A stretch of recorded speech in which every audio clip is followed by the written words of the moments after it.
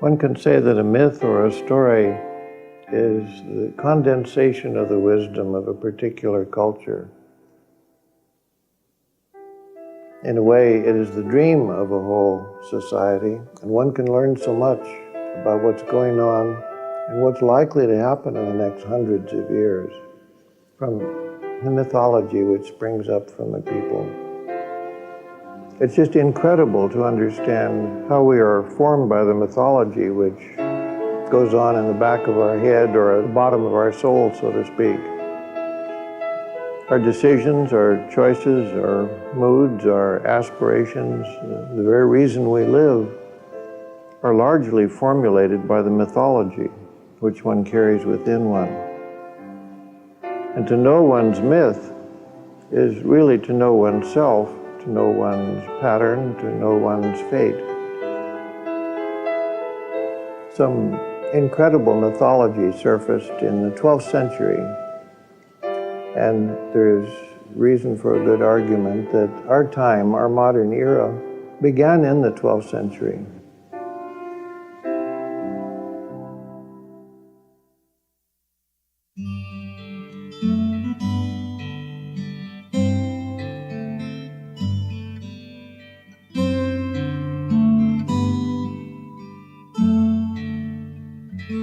This is the story of Parsifal and his search for the Holy Grail, the chalice of the Last Supper. The Holy Grail is kept within a castle. The king of the castle has been wounded severely and suffers greatly. The whole land and all its people are in desolation. The king had been wounded early in his adolescence. While wandering in a forest, he had stolen a salmon roasting on a spit. He burned his fingers horribly, and to assuage the pain, he put his fingers into his mouth and tasted the salmon. At that moment, he was shot through the testicles with an arrow. The wound does not heal. The king lies on a litter and must be carried everywhere. He is only happy when he is fishing, and thus is called the wounded fisher king. He may only be healed if a wholly innocent fool arrives in court and asks the question, "Whom does the Grail serve?" One day, the fisher king is out in his fishing boat. A young man approaches and asks for a place to stay the night. So the fisher king invites him to the Grail Castle. The young man is called Parsifal, which means innocent fool. As a boy, Parsifal saw 5 knights ride by on horseback. Dazzled by their armor and their scarlet and gold trappings, he wandered off to join them, dressed in a homespun garment. Parsifal never found those same 5 knights. He encountered the Red Knight from King Arthur's court, and by a fluke of luck killed the Red Knight and took his horse and armor, which he put on over his homespun. Parsifal found his way to the castle of Gornemond, who trained him to be a knight. Gornemond instructed Parsifal to find the Grail Castle and asked the question, "Whom does the Grail serve?" Parsifal enters the Grail Castle with the Fisher King. The drawbridge snaps shut and ticks the back feet of his horse just as he crosses. Parsifal is royally welcomed. A maiden enters with the Grail, and all but the Fisher King drink from it. Everyone watches Parsifal expectantly, but he fails to ask the question. The next morning, Parsifal finds that the Grail Castle and all its people have vanished. 20 years pass, and Parsifal subdues many knights, slays many dragons, and rescues fair damsels. But Parsifal has become very tired of the heroic life of a knight, and one day is confronted by an old hermit who berates him for his sins and that he did not ask the question. The hermit then blesses Parsifal and tells him where to find the Grail Castle again. As Parsifal enters the Grail Castle for the second time, the drawbridge snaps shut and ticks the back feet of his horse. He sees that the Fisher King is still suffering. This time he asks the question, "Whom does the Grail serve?" The answer is given. The Grail serves the Grail King. Not the wounded Fisher King, but the Grail King, who has lived in the central room of the Grail Castle from time immemorial. The Fisher King is healed immediately, and the land and all its people can live in peace and joy.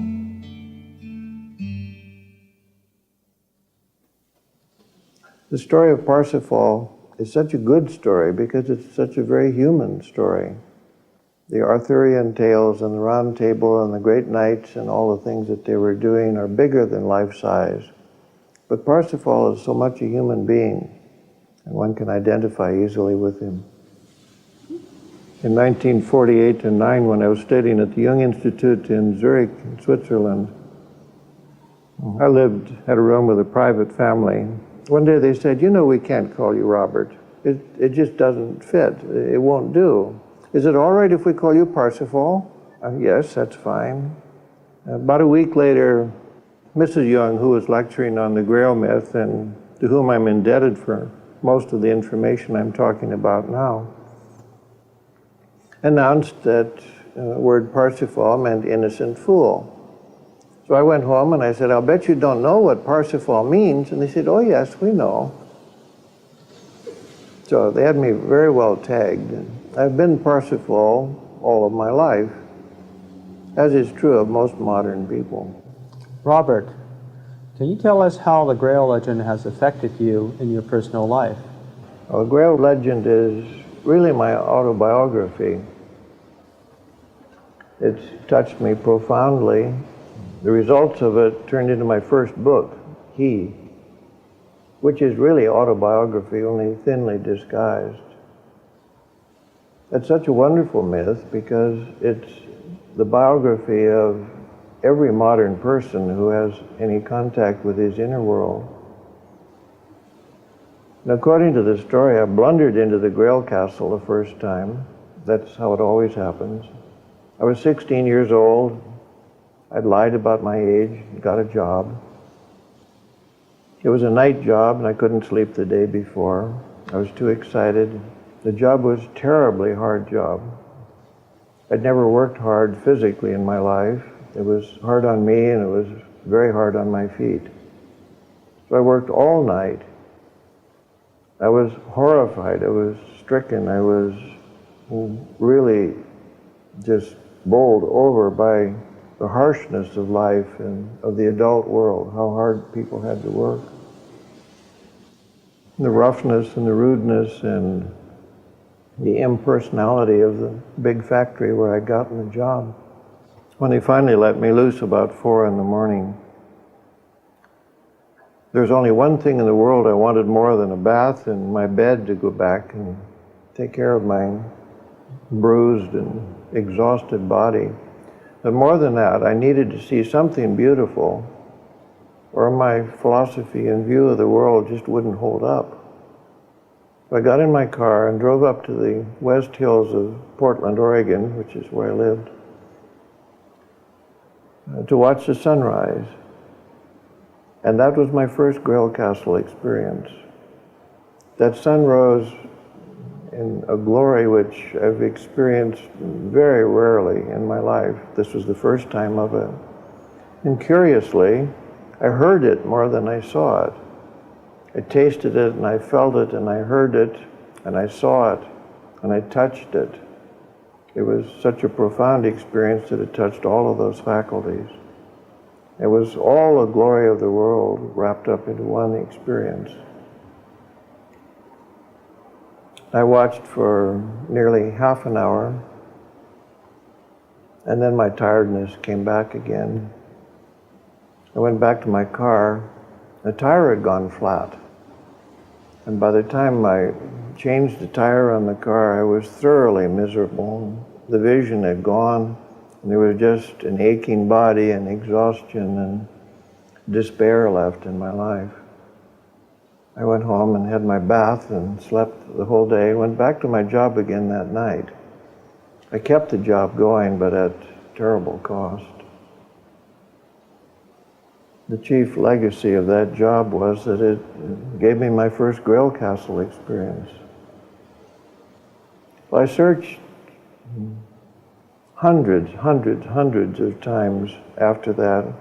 I went to mountaintops to watch sunrises to see if I couldn't find that Grail Castle experience again, but it wouldn't come again. Just as the legend has it, Parsifal doesn't see the Grail again for at least 20 years, closer to 40 for me. I had a lot to do, a lot of growing up to do before I would have the right to see the Grail Castle again. So I searched and looked and studied and poked my head into every conceivable and some inconceivable things, trying to find the Grail Castle again. None of it. Then in my early 50s, remember this is from age 16 now to early 50s, I decided to go off to India. And in an odd kind of a way, I recapitulated the whole experience again, including the exhaustion, because I was in a jet airplane for 24 hours and gone through 13 and a half time zones. I was tired and I was sleepy and I was a little bit scared. I'd never been in India before and I didn't know where to go and I didn't know anybody there. And they'd lost my suitcase, and I went out of the airport, a howling mob of taxi drivers fighting over me. I told them to take me to a Western-style hotel. I got to my room on the top floor of the hotel facing east, just as the light was beginning to come, about 6 a.m. This was January. I stood there after the bellboy left, and I watched the sunrise over the skyline of old Delhi with its minarets and its towers and its Arabian Nights-like things. And when the sun came up, there was the Grail Castle again, the same thing. And just as the myth tells it, the Grail Castle scene goes on every night of your life, just like there's a sunrise every morning of your life. But it takes something special before one can see it. Well, there it was. I was dead with exhaustion, a little bit frightened.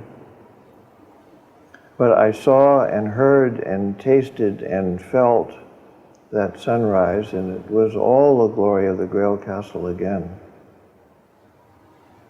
And it never left me entirely after that second time, because I was strong enough and knew enough and had gathered a little bit of wisdom so that I could ask the pertinent question. So there's an example, 20th century, ordinary one-cylinder, two-bit American personality experiencing that old myth in its totality. Those two experiences have been talisman or focal points of my life, and really are the summation of my philosophy, especially since the second time around. And because I knew enough about it, I avoided most of the pitfalls of Grail Castle times, which are sometimes extremely dangerous things to go through.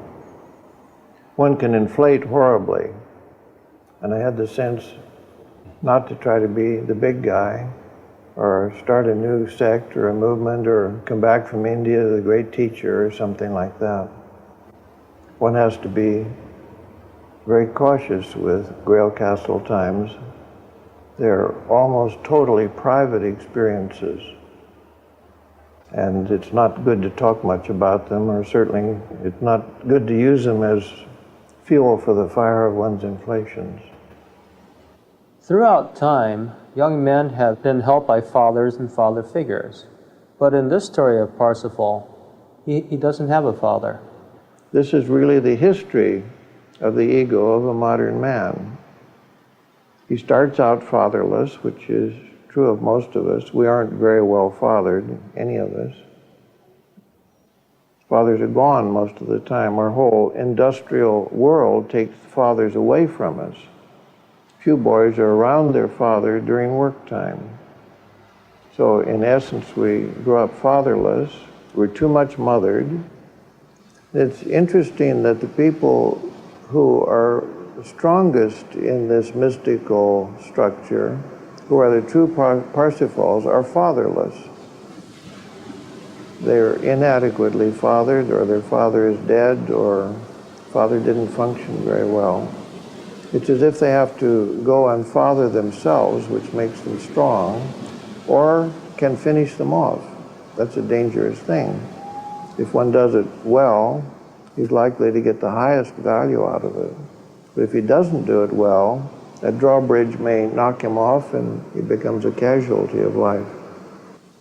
Now with Parsifal, the hero, we have this naive and innocent boy who jumps on a horse, tears down the runway, and kills a red knight, and then becomes a man.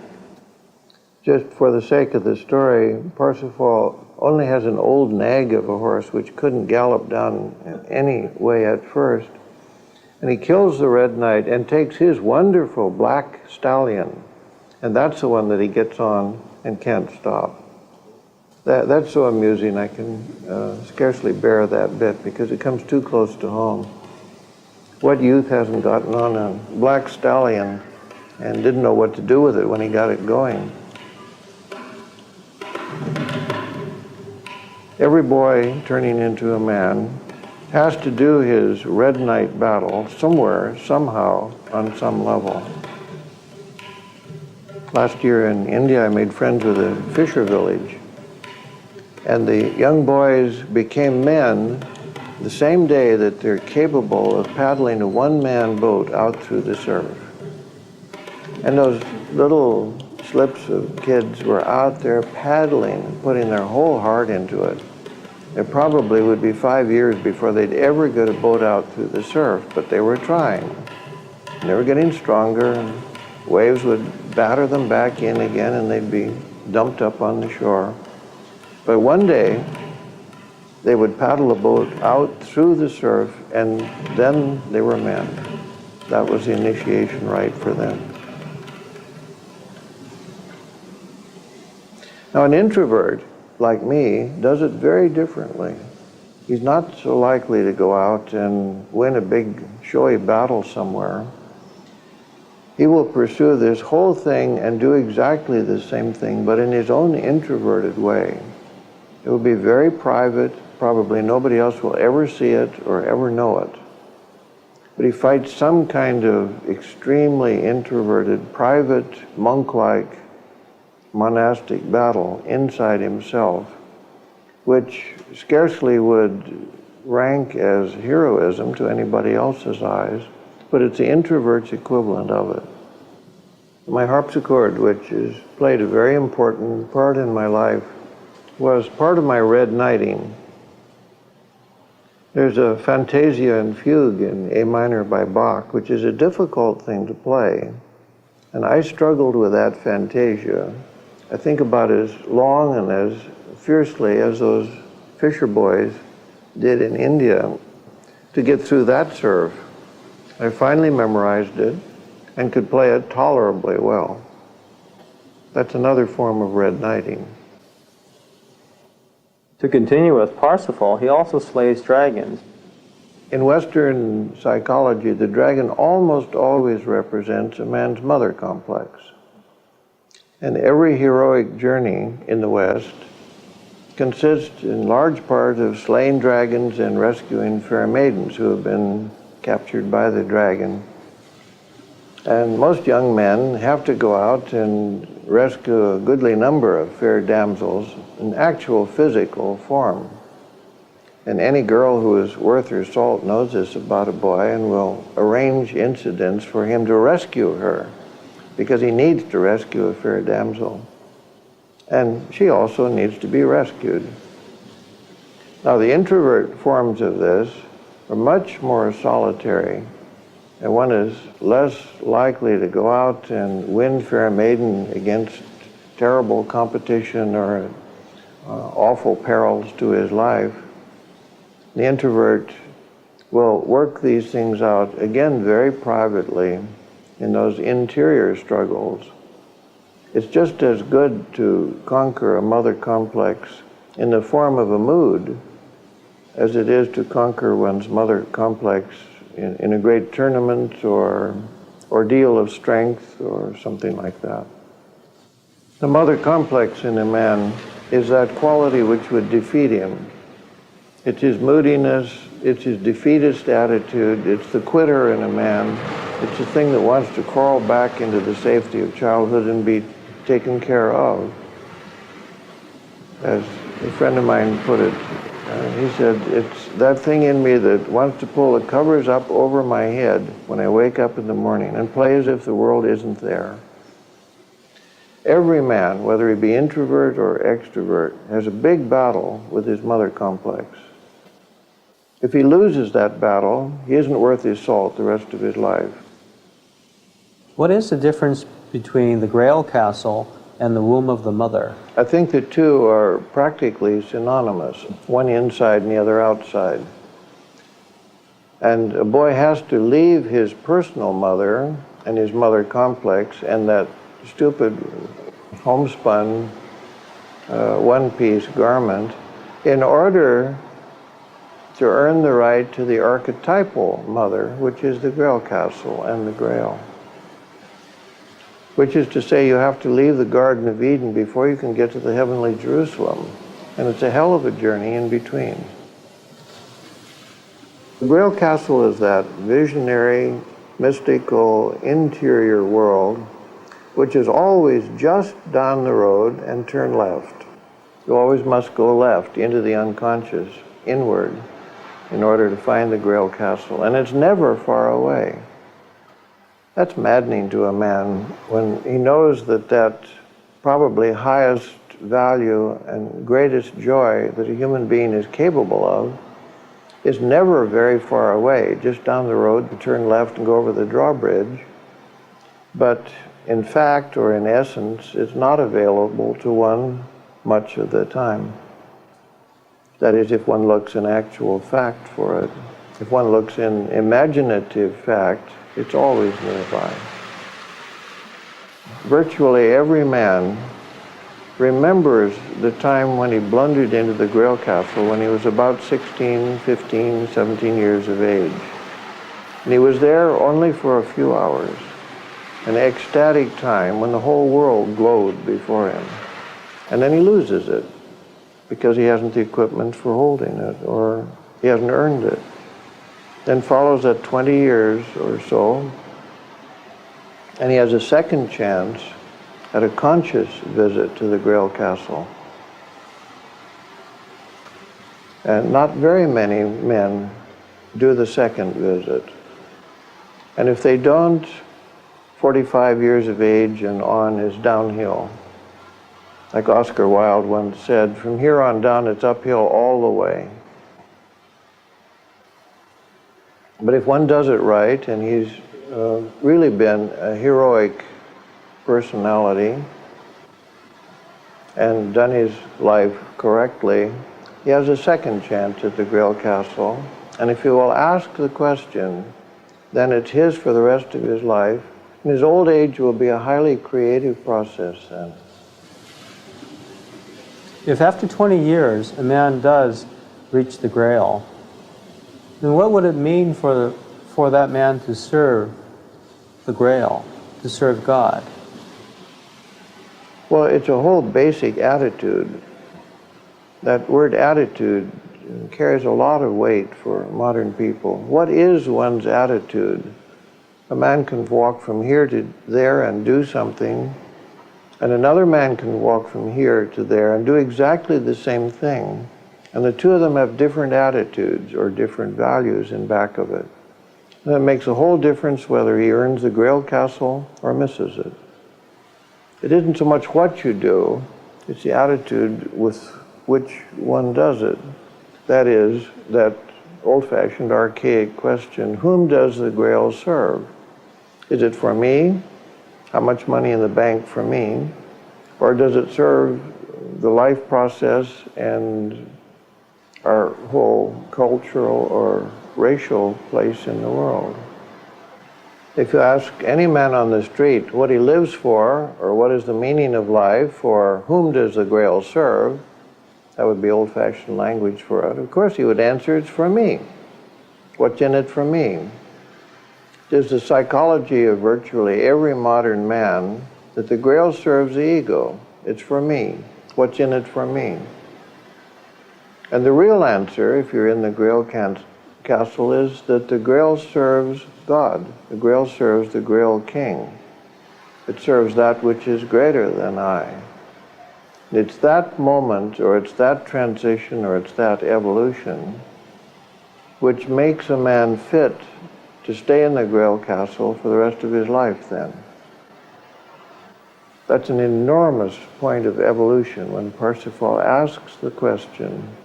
Remember, he had only to ask it. He didn't have to be wise enough to answer it. Only ask it.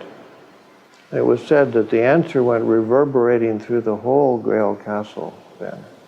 I take an enormous encouragement from the fact that I have only to formulate the question. I don't have to be smart enough to answer it. Somebody has said that it takes 90% of one's energy to formulate the right question and only 10% to answer it. To ask a real question is to be very close to its answer. It was said that when a patient came to Dr. Jung, of course, asked some earth-shaking question which he had come to the analysis for, and Dr. Jung would say, I haven't the foggiest idea. We must look at your dreams. Dr. Jung didn't have the answer. The ego doesn't have the answer. But there is an answer. Go to the Grail Castle. I think the Grail Castle is another word for the place of imagination or the place of dreams. Remember, this goes on every night of your life. The Grail Castle procession goes on every night of one's life in one's dreams. It said in the story that the Grail, the cup, glowed with its own light and filled the whole room with a soft kind of light. I'm fascinated with the symbol of light, two kinds of light. Masculine light, which is sunlight, that clear, straight, penetrating, discriminating, enlightening quality, which masculine light is. And a much softer feminine light, the lumina natura, as the alchemists called it. Light from an oil lamp gives that soft lumina natura quality, which is very feminine. It's still light and it still shows. It still gives the faculty of sight, but it does so in a feminine way, more like the moon than like the sun. And it is that kind of soft, feminine light, sometimes associated with the goddess Sophia, which fills the room that night.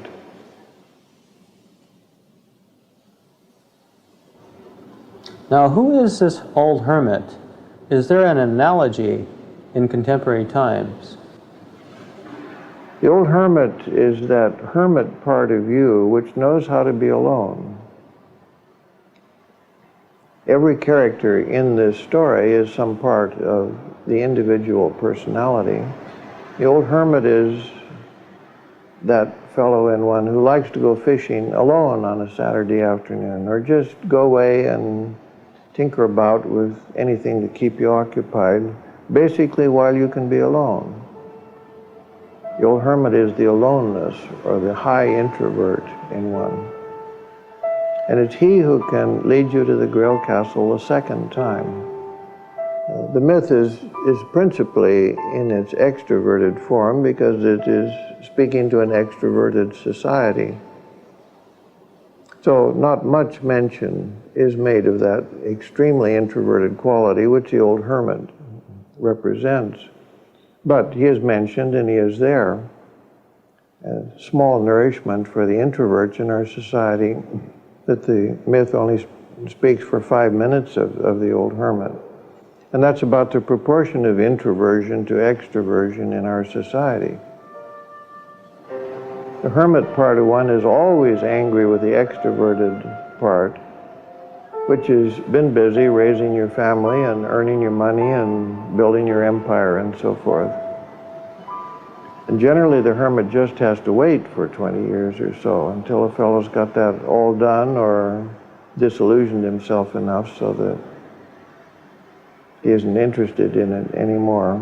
And then the old hermit can give you absolution. That is the extreme introvert in you. and remind you, just down the road and turn left and over the drawbridge, and there's the Grail Castle again.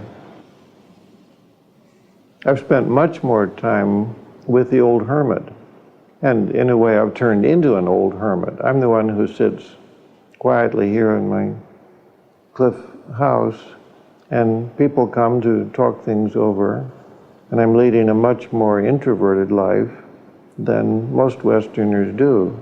So I identify profoundly and deeply with the old hermit. Was Dr. Jung an old hermit for you? That's true. I've had good luck with good teachers, and the ones I would hear and the ones who are most effective for me are likely to be the high introverts, the old hermits in the world. When I talked with Dr. Jung, we were alone the first meetings. He spoke in my own quiet way, and there were pauses back and forth between us. And I thought, how wonderful, here's somebody like me. Now, maybe I can grow up and be a man of this character. Then when I saw him with other people around in public, he was a very different person. And I was hurt. I felt as if I had been betrayed, and I sat off in the corner and sulked. That man has betrayed me. Then it dawned on me, that man has given me a great gift of love, because he has taken on the character that I needed when I needed it. I was so profoundly affected that I swore a holy vow then that if I ever got old and wise, I would try to do that for other people and speak each his language to him. Robert, could you expand on the meaning of the drawbridge hitting the back of the horse's hoofs?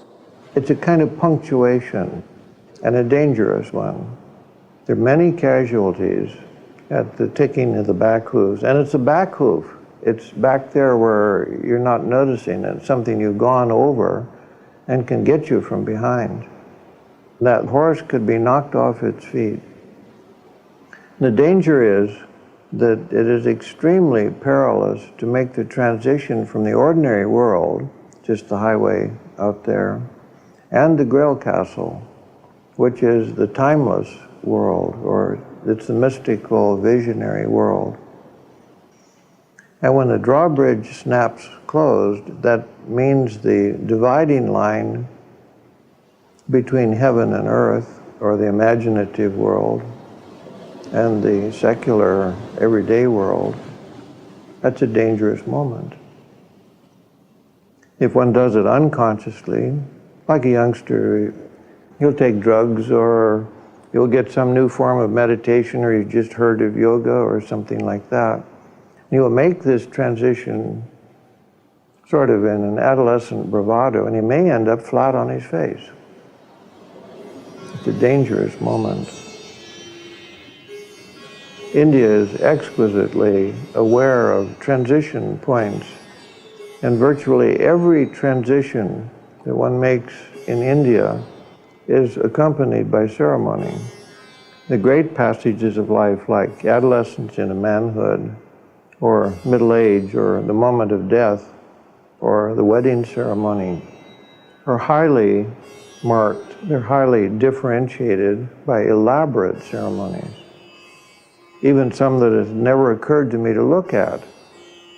There are prayers to say when you come in the door of your house at home, because you're leaving the outside, the street, and its appropriate laws, and you're entering your own house, which is a different space. There'll be tulsi leaves pinned over the lintel of the door, and you kick your shoes off before you go in. Such things as that. And even to go from one room in a house to another, Indians are aware of the shift of gears, or the center of gravity changes. And you go from the living room into a bedroom, and you're in a different place. They understand that they're in a different psychology. One has gone across the moat, so to speak, and the drawbridge snaps closed every time you pass something like that. It's a shock to wake up to an alarm clock or the telephone ringing or something, because one doesn't get across that moat and the drawbridge with any kind of dignity or any kind of ceremony. Our society is so poverty-stricken and bankrupt of ceremony now that we go blundering around these different levels and wonder why we get into so many messes. What happens to a person who touches God? What an enormous question, good heavens. Fortunately, it's rare. Old societies used to protect people from a contact with God. I think they were pretty wise in their point of view that only a few people could stand the impact of a vision of God. So much of traditional religion consists of protecting people from that numinous experience which would be too big for them. A person who is touched by a vision of God too soon or in a deeper sense than he has the capacity to survive it will be a severely wounded person. Really, that's the Fisher King, the wounded experience. He touches God, he eats the salmon too soon, illegitimately, and suffers a terrible wound from this.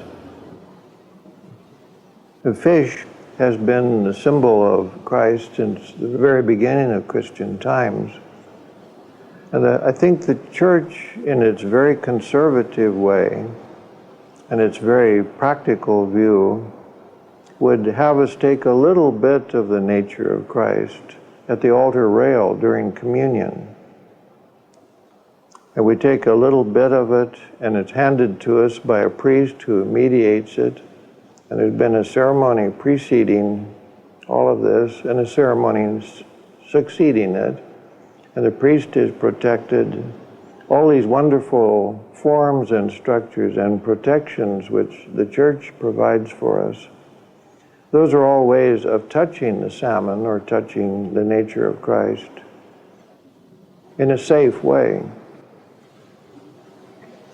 If the church had its way, at least the Catholic Church, it would keep us in that kind of participatio and mystique, the being close to the nature of Christ and indeed eating it, but under such cautious and careful circumstances that it doesn't burn us or wound us.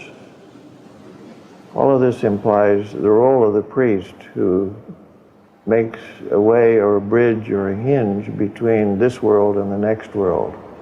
That's the duty of a true priest. It's a wonderful thing to be in the presence of somebody whose consciousness is informed by the visionary world which he has experienced. But that's not very frequent. Can you say more about the Fisher King? We're all Fisher Kings today. And I think probably half of the suffering of modern people could be canceled out or alleviated just in one stroke by understanding the nature of that suffering. If we understand that we're Fisher Kings and that we have bitten off the salmon and that this is a noble task and is going to yield a wonderful cultural product, then one doesn't have to be guilty over it anymore. And that's half the suffering canceled out right there. One needn't be frightened or guilty any longer. He still has the suffering in his wounded thigh to cope with, and there's no alleviating that suffering. I think it has to go on until the Parsifal in one is ripened and matured enough so that it will make that active consciousness of asking the question which will heal the Fisher King. But half of the suffering is alleviated the moment one understands that there's meaning in it. The one unforgivable or unbearable form of suffering is meaninglessness. Is the woundedness a loss of soul? Loss of creativity, loss of the generative power. It wounds him not in his head, not in his hands, but in penis or testicles or his ability to create. And men ever since that wound, because it's happened to all of Western man since then, makes a man doubt his creativity or his ability, gives him his sense of inferiority, or makes him question whether he can ever generate or not. It's so interesting to contrast this with the fairy tale to come later on, when it was appropriate, of the handless maiden, because when the woman is wounded in much the same way, her hands are cut off. That's the part of her which is incapacitated or wounded. And when a woman feels inferior, she's frightened of her ability to do anything. She doesn't think she's worth anything. And when a man is overtaken by this kind of inferiority, he doubts his capacity to create. There are dimensions of this that I didn't have any idea of, had no basis from which to understand it, until I got out of the Western world. I was in the Orient. I saw people who were not Fisher King wounded for the first time in my life. And then I began to understand what the wound was. The wound is so ubiquitous with us that one doesn't know any other condition. But if you get to India, you'll see unwounded people and get some insight and sense of who we are and what we're carrying around with us. I think the Fisher King wound is probably coming to its most extreme form in our own age right now. I think the statistics are now that 10% of the American populace spend some time in a mental institution, full-time patient. That means 1 in 10 of us breaks under the Fisher King wound, breaks to the point of requiring hospitalization. And the other 9/10 of us go around containing our wound and our suffering as best we can. Almost everybody I know is lonely. If you can get a person to talk frankly and freely to you, he will tell you about his hurts, and a great deal of it is his sense of isolation or his sense of aloneness. I asked an Indian friend of mine once, when I got to know him well enough so I thought I could broach the subject, could we talk about loneliness? Because it's been such a difficult issue in my life. Better now, but my earlier life was just consumed with loneliness.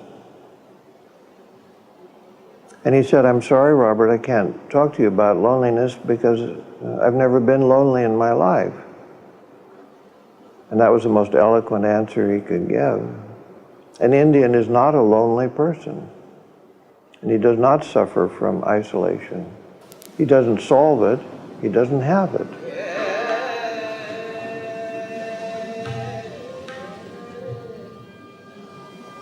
It's incredible to go to India and see people with 1/100th of the wealth and the convenience that we have being happier than we are.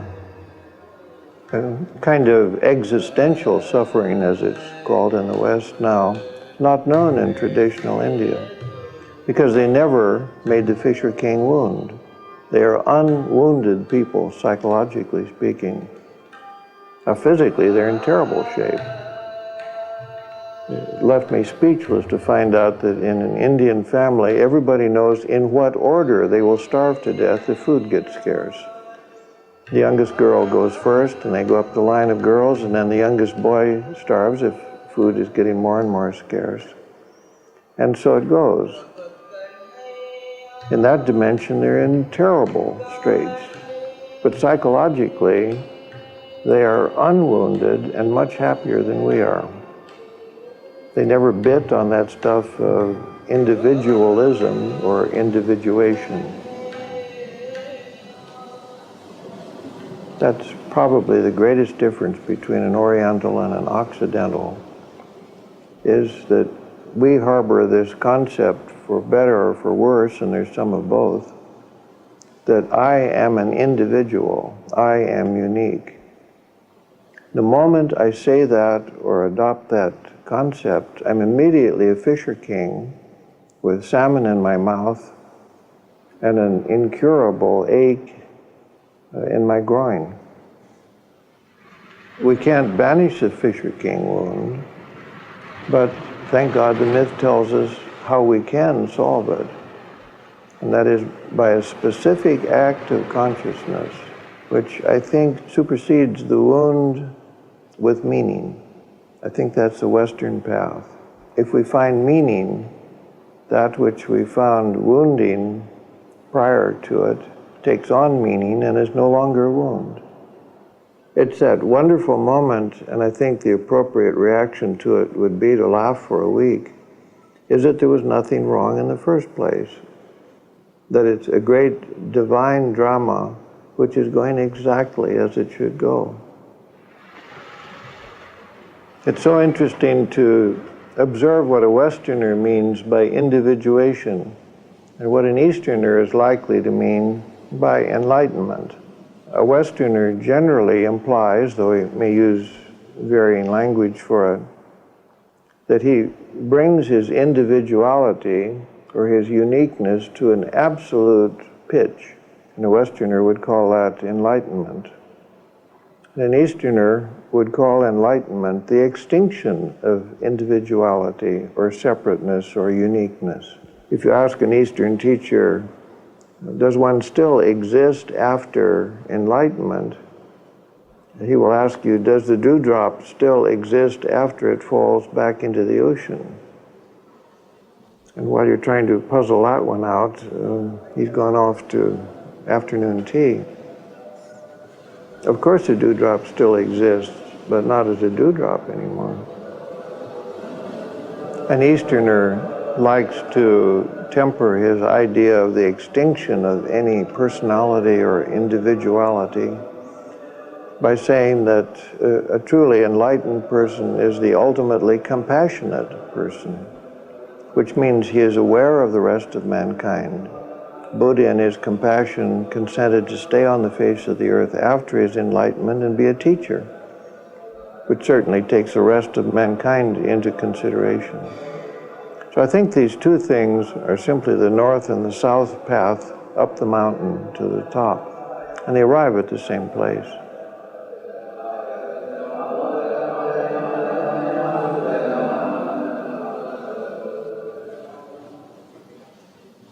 One time you said that everyone has a myth. Could you say more about that? The modern world engages in a terrible heresy. This is the usual psychological point of view these days, that everybody is born a blank page. That is, he's just a ball of putty, and the experiences of life form his character. Well, that's half true, but the other half of it is that every person is born with his own mythology built in. It's almost like his IBM card, which is incorporated in the package and determines so much of the characteristics of his life. It's extremely important for a person to know his own myth, because that dominates so much of the characteristics of that person. To know his myth, to be conscious of it, means that one can cooperate with that myth and do the best possible job with it. It was terribly important in my own life when I decided to honor my own introversion, because I'm way over on the introvert side of the scale. And it was still later that I learned what it meant to be an introverted feeling type. And since that represents only 1% of the populace of America in typology, it's very difficult to hold up under a minority status like that. I learned what it meant to be an introverted feeling type only after I'd been in India, because that's an introverted feeling society. Living in that land and among those people gave me courage enough and prototype enough so that I could come back here and live my introverted feeling life, which is the only thing that works well for me. And thank God it has worked well. Much of my own mythology, that myth which was incorporated in me at the beginning of my being, corresponds with the myth of a monk. I don't live in a monastery. I think if I had been born in the medieval world, I would certainly have been a monk.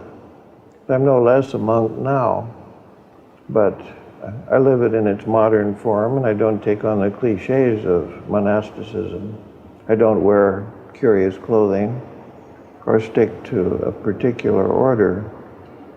But still, if somebody asked me what my myth was, I would say in large part that I'm a monk, or perhaps a hermit.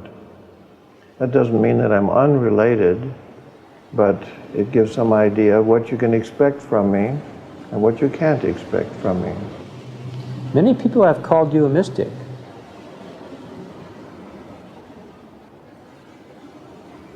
I think I would own to that title. Mysticism is an honored and hallowed term in the church. And there are people, monks and priests and desert fathers and the like, whose job is to tend that mystical portion of life. Yes, I think that is my task.